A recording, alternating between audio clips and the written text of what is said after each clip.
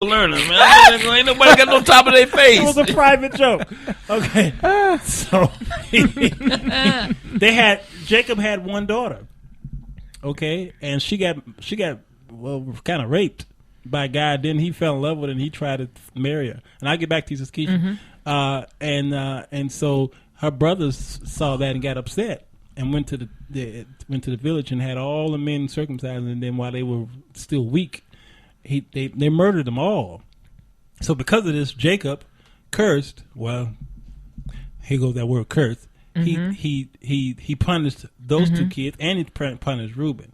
So that's why we always use Judah now, because Judah was the one that where Jesus come from, and that was a choice. We were set up. So go ahead with the Reuben story. Long before us. That's true. We were set up. So when you talk about what but Reuben ain't black. I'm sorry. I'm sorry. Go ahead. Well, that's another show too. Yeah, yeah, it is. It is. Reuben ain't black. But here come Reuben now. Yeah. The curse. I believe that there have been many issues that one may deem to be negative patterns, traits, or so that have been repetitive within our culture. Since we're talking about the black race overall. I believe, as the word of God said, life and death is in the power of the tongue. Okay. And even how we conversate one with another. Certain things that are transferred from mother to daughter or father to son. Example, and I'm not going to put names out there. Even within my own family, I looked to see how there was a cousin who died violently.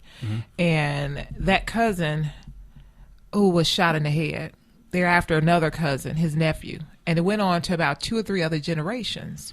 There's a pattern that I believe that definitely needs to be broken. So when we talk about curse, how do you define curse? How do you justify curse? But I can definitely say there are some negative patterns. Someone said they can't hear you. Negative patterns. Is her mic up? Or some... Okay. Go ahead. Negative. Things that we may deem to be negative. We go spiritually. We can say we've been tested, tried, however. But when we look at it, there's nothing good about seeing 2 or 3 generations of a cycle of a thing happening. It's a coincidence that this is happening. So I do believe that we were somewhere along the line set up somewhere. Okay. Al disagree with you. So because Al told me on this show that he don't believe in generational curses. Didn't you tell me that, Al? I did. And I almost agreed with you. But oh yeah, you said me too. But what you're describing could be attributed to people doing what they see. Habit. Creatures of habit. Adapting to what they've been taught, what they see. Think about it. How many people... What would you define that, though? Where? Well, how would you define that? I was about to give an example. Okay. How many people are faithful members... I'll say it this way. How many people are regular members of church but are not saved? And they go because they've been taught to go because this is what my family does. How many children were raised to be racially biased because that's what the tradition was until they had such an epiphany where they realized I was wrong. But they grew up thinking they were right. I mean, Paula Dean thought there was nothing wrong to say the N-word because that's what they said where she came from. Absolutely. So you could attribute that situation because a kid will do what he sees until he sees something that may be better or taught differently. I want you to answer that after the break. Al, take us out. Well, you are now listening to a wonderful discussion between a woman and 2 men, whether or not black men are cursed. Of course, you don't agree with us, but we hope you're enjoying yourselves as you listen to the Sir Walter Jones Show here on UBM Praise.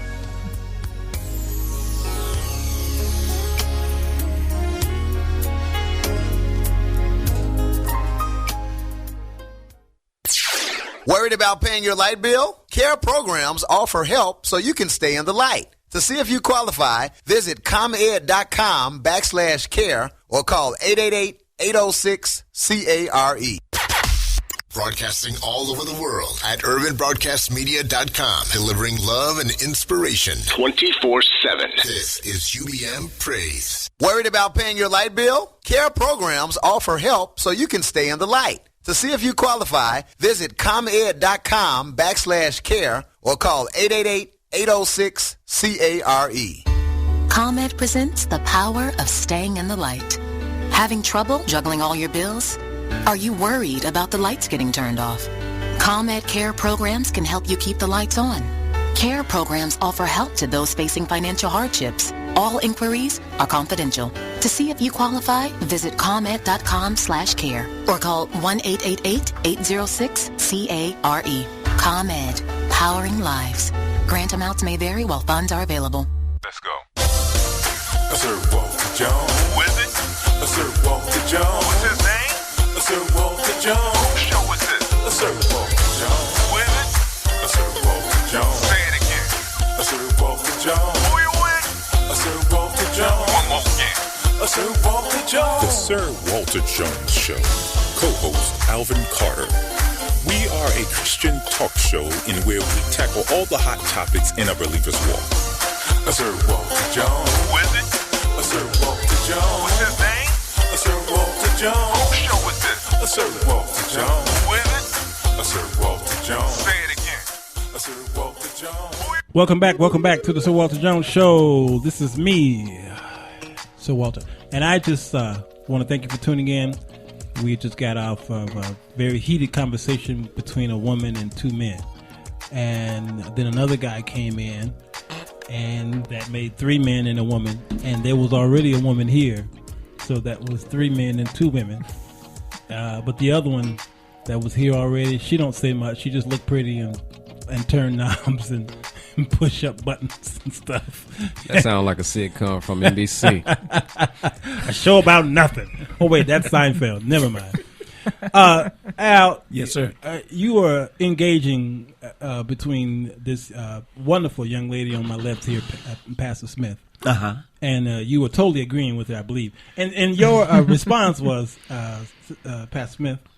Well, just how do you define, a curse? We can surely say that when you see a cycle of things that have repeated itself, one may say that I'm cursed. I'm going through this because the enemy is at me. I'm under attack. Do we believe that whether it be black, white, however, that there are cycles or things that you can go through? You all talked about right when I came in about Job. Some may not deem that Job was cursed, but as I heard him say that he was being tested. So how do we define curse? That's a very good question. What is a curse? Well, we had defined it. Did we? We gave we gave our opinions on what it things that it could be, because I really don't think anyone today could properly define it, except you go to how God cursed man in the Old Testament. The results. Okay, right. Okay. So because he don't curse man like that anymore, because Jesus took care of all of that. Now, why is it that there's a family that has these patterns, same patterns? Okay, you mean genetic disposition? There are some genetic dispositions that we talked about earlier as well. But now she wants to know, how do you define this curse? And if it is a curse, who did the cursing? That was my question to you. Well, again, we can go back to generation to generation of certain patterns and cycles of things that have happened. Some are learned, learned behaviors, patterns, they have repeated themselves. But I think not to get away from the question is, where do you draw the line? How do you break it? When you see these cycles repeating.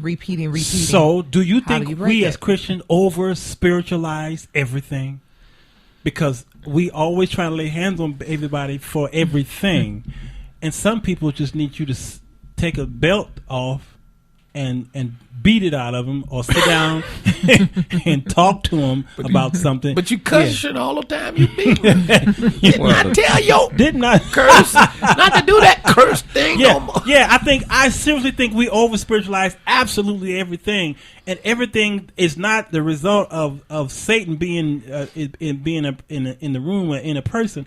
I think some people just give in to their own little lusts and they go out and do stupid stuff because they wanted to do it, and we give this Satan credit. Well, they do that. Well, you're saying they do it on every little thing, and yes, they do. Some Christians do. Yeah. Every little thing. They do not accept life as life happening because that's the way life is. Yeah. You fall off a cliff, you're going to hit bottom really hard. Right. That's just physics. That's just the way it happens. The devil didn't push you. You weren't paying attention to where you were going. Yeah. You slipped and you failed. You know, God is testing me. Yeah. Okay, if God is testing you, who is the test for? Yeah. Is it for God who knows everything, or is the test for you? That's good. That's good. A woman who was supposed to MC a program got there late. Okay. And they said, okay, she's finally here. It was about 30, 40 minutes late. She walked up to the mic, and here's what she said. I got pulled over by the cop. That devil pulled me over because I was speeding. I said, really? So the devil pulled you over because you was breaking the law. So the cop now was the devil. No, was the devil was those high heels. Okay? Them was the devil laying heavy on that accelerator. Yeah. And that's what we Christians do. Then he contacted the other devil that was in that black and white with the blue lights. Go ahead, Al. But anyway. I'm going to behave because this is too much. High heels, speeding, big ankles in the high heels. That's the bathing show upstairs. Yeah. So. But to address, I'm sorry, but to address it on a serious note, I've seen creatures of habit spiritualize things and say, you know, this must be the will of God for me.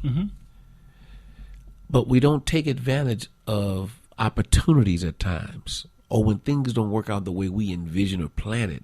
We have to get an understanding, and sometimes our understanding comes, we make one up.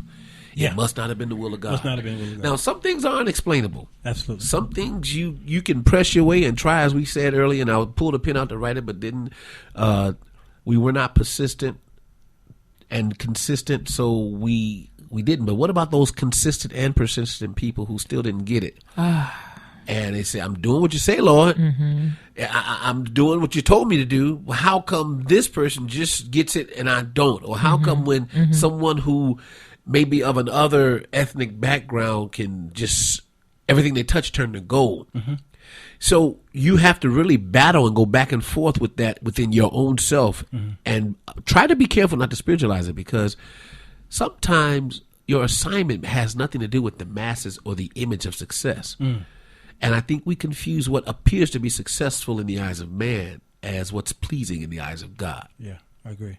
Because the will of God is the will of God. Sure. Irresponsible, Pastor Keisha. It's okay to disagree with Al because he's a teddy bear.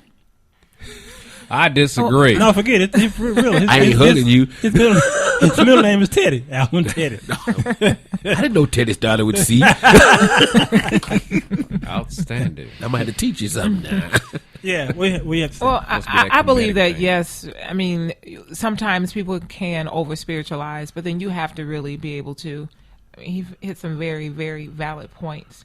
You know, Lord, I'm doing all of this right. I'm praying, I'm seeking. So why am I in this phase? Why am I in this cycle? You know, and I can speak from experience even on that.